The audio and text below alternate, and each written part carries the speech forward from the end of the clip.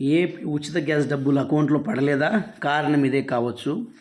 బాబు super సిక్స్లో భాగంగా మరి ఎన్నికల మేనిఫెస్టోలో మరి సంవత్సరానికి 3 సిలిండర్లు ఇస్తామని గతంలో ప్రకటించడం జరిగింది.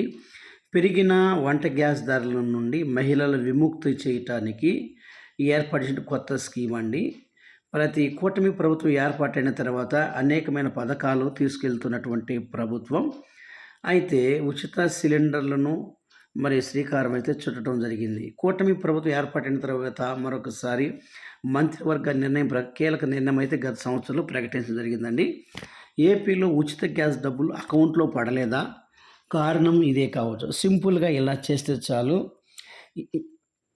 ఏపీలో ఉచిత గ్యాస్ సిలిండర్ పథకం రాయితీ డబ్బులు జమ కాని వారికి ఒక అలర్ట్ అయితే ప్రభుత్వం అయితే ఇవ్వటం జరిగింది. కీలక సూచనలు అయితే చేసిందండి. ఆంధ్రప్రదేశ్ ప్రభుత్వము దీపం పథకం 2 పథకాన్ని ప్రతిష్టాత్మకంగా అమలు చేస్తూ ఉంది.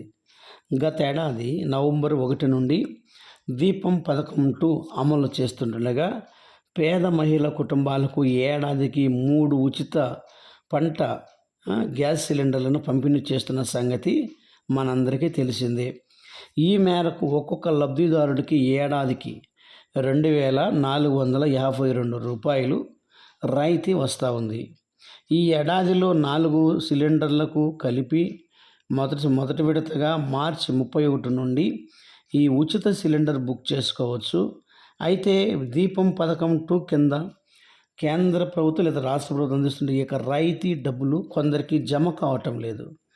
చాలామంది మరి ఆఫీసులకు అక్కడెక్కడ అధికారుల దగ్గరికి తిరుగుతున్నారు, కానీ డబ్బులు అయితే జమ కావట్లేదు.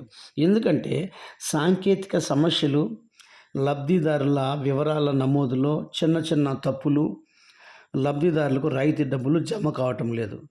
ఈ క్రమంలో అధికారులు ఒక క్లారిటీ అయితే ఇవ్వటం, డబ్బులు ఎందుకు జమ కాలేదో, ఎవరికి పడకుండా ఉందో కొన్ని క్లారిటీ అయితే ఇవ్వటం జరిగిందండి. ఫ్రెండ్స్, మొట్టమొదటిసారి కనుక మా ఛానల్స్ లైక్ చేయండి, షేర్ చేయండి, సబ్స్క్రైబ్ చేయండి. వివరాలకు వెళ్ళే ముందు చూడండి, ఈ గ్యాస్ సిలిండర్ రాయితీ గత ఏడాది 29 నుంచి కూడా ఏడాది మార్చి 31 వరకు తొలి ఉచిత గ్యాస్ సిలిండర్ బుక్ చేసుకున్న వారికి అవకాశం ఇచ్చారు. ఈ క్రమంగా వందల మందికి లబ్ధిదారులు మొదటి సిలిండర్ బుక్ చేసుకున్న రాయితీ డబ్బులు బ్యాంక్ అకౌంట్లో పడలేదని కొద్దిమంది లబ్ధిదారులు ప్రభుత్వ కార్యాలయాల చుట్టూ కూడా తిరుగుతూనే ఉన్నారు. ఈకేవైసీ చేయించుకోకపోవడం మొదటిది తప్పు. ఎక్కువగా విద్యుత్ బిల్ ఎక్కువ రావటము రెండవది. మూడవదిగా బ్యాంక్ అకౌంట్కి ఆధార్ లింక్ కాకపోవటము. నాలుగవది, ఒకే బియ్యం కార్డుపై 2 గ్యాస్ కనెక్షన్లు ఉండటం.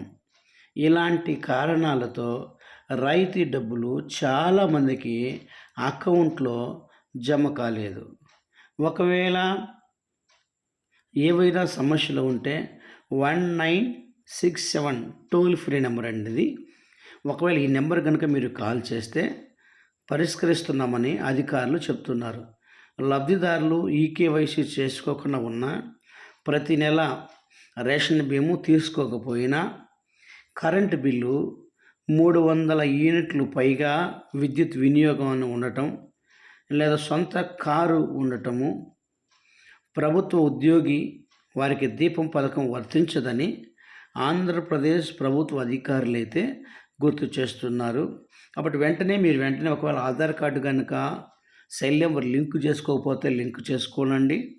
ప్రతి నెల ప్రభుత్వం ఇచ్చేటువంటి ఉచిత రేషన్ బియ్యాన్ని పథకాన్ని మరి వాటిని పాటించండి. అర్హత తీసుకోనండి, నిలబొద్దండి.